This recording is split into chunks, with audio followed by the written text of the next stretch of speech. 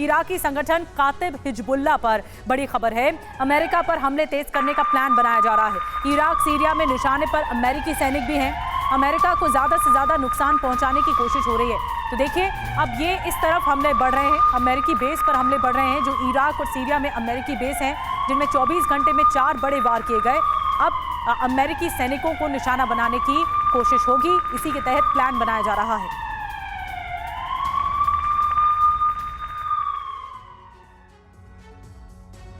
तो देखिए, युद्ध भड़कने के आसार कैसे बढ़ते नजर आ रहे हैं, ये खबर हमें बता रही है। इराक सीरिया में अमेरिका पर हमले क्यों किए जा रहे हैं, बार बार अमेरिका को छेड़ा क्यों जा रहा है, ये जरा आप समझिए हो क्या रहा है। इजराइल की मदद करने पर भड़के हुए हैं इस्लामिक संगठन, तमाम मिलिशिया ग्रुप जो हैं वो भड़के हुए हैं और ईरान की शह पर ये हमले हो रहे हैं, इसके आसार हैं। अमेरिका को दूसरे मोर्चों पर उलझाने का प्लान बनाया गया है। अमेरिका को उकसाकर हथियार खत्म कराने की ये कोशिश भी हो सकती है, इसीलिए लगातार मिडिल ईस्ट के अमेरिकी बेसिस को बनाया जा रहा है निशाना। बिल्कुल, और अब इम्तिहान जो है वो अमेरिकी डिफेंस सिस्टम का इम्तिहान है। ये एक तरह से परीक्षा है कि अमेरिका कैसे आगे बढ़ता है। यूक्रेन इजराइल में फंसे अमेरिका को थकाने की दरअसल रणनीति हो रही है कि अमेरिका थक जाएगा तो फिर वो मदद कम कर पाएगा यूक्रेन और इजराइल को। इसके अलावा ये भी बात निकलकर सामने आ रही है कि अमेरिकी बेस पर हमला अमेरिका को उकसाने की एक बड़ी कार्रवाई के तौर पर देखा जा रहा है।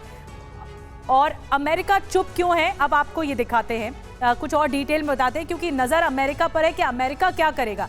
इस वक्त ईरान से जंग का सबसे ज्यादा खतरा अमेरिका को है और दुश्मनों को चीन और रूस का खुला समर्थन भी मिलता हुआ नजर आ रहा है। लेकिन अमेरिका क्या करेगा, ये बड़ा सवाल है। बिल्कुल सही बात है। चीन, रूस और ईरान एक प्लेटफॉर्म पर खड़े नजर आते हैं। यूक्रेन इजराइल में लगातार हथियार सप्लाई की जा रही है। अभी तीसरे मोर्चे पर लड़ने की हालत में नहीं है इजराइल, ये साफ तौर पर नजर आता है। बार बार जो अलग मोर्चे हैं वो अमेरिका के लिए भी खोलने की कोशिश की जा रही है, लेकिन अमेरिका भी इन्वॉल्व हो नहीं रहा है तीसरे मोर्चे पर। और एक और बड़ी वजह यह है कि जंग में बचने के लिए डिफेंस सिस्टम की कमी है, तो इसलिए अमेरिका ये उजागर नहीं करना चाहता, ये एक वजह है, तभी चुप है अमेरिका। यूरोपीय सहयोगियों की भी हालत खराब नजर आ रही है, वो भी पूरी तरह से पक्ष में अमेरिका के दिखाई नहीं दे रहे हैं।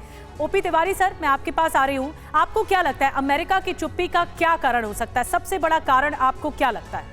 यदि आपने जैसे कहा, इस बात से पूरा सहमत हूँ। जिस तरीके से अमेरिका ने यूक्रेन को सहयोग किया है, अपने इक्विपमेंट्स दिए हैं, एंड ये वॉर खींचते हुए 2 साल तक गई, इसमें नुकसान, सीधा नुकसान खाली रशिया का हुआ। अभी नाव ये गिविंग एंड, अभी नाव है ना, nature has got is one way to balance. ये जो है अभी सीरिया के पास जो है, इसमें भी रशिया के काफ़ी बेसेज हैं और इस सीरिया को भी कंट्रोल कर रखा है, तो इसमें कोई नकारा नहीं जा सकता। इसकी प्रायोरिटी बहुत ज़्यादा है कि रशिया का सपोर्ट है, और मेन मकसद इसका यही है कि अमेरिका का जो इंटेंशन था, जो उद्देश्य था, जो झुकाव यूक्रेन की तरफ है, अब अपने आप को बचाने के लिए सामने आए। इस बचाने के लिए इसको इक्विपमेंट, आर्मामेंट सब जरूरत पड़ेगी। इवन इजराइल को भी जिस तरीके से अपने आर्मामेंट से यूज कर रहा है, बॉम्ब्स और रॉकेट्स यूज कर रहा है, उसको भी कुछ समय में जरूरत पड़ेगी। तो अमेरिका को इजराइल का सपोर्ट करेगा और अपने बेस बनाना है, तो इसलिए अमेरिका की आर्थिक स्थिति और वेपन की स्थिति काफी कमजोर होगी। तो ये अमेरिका को कमजोर करने की जो कोशिश की जा रही है, और हो सकता है कि इस स्टेप में जो भी एडवर्सरीज है, भी रशिया है, थोड़ा स्टेज तक सक्सेसफुल रहें। बिल्कुल, अमेरिका को कमजोर करने की कोशिश रूस की तरफ से, जिसमें उसका साथ देता नजर आ रहा है ईरान।